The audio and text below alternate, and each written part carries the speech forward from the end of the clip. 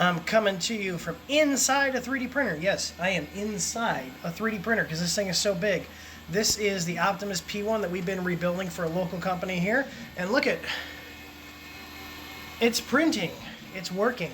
We've completely refurbished this thing with much more modern components, and everything actually works. So we've got control of the 220 volt AC bed, the chamber heater that's hiding out down there. I got to bolt that down. But look at this. We have a nice high flow setup on here with our multi-mount. I made a custom bracket to adapt our multi-mount to fit onto that carriage.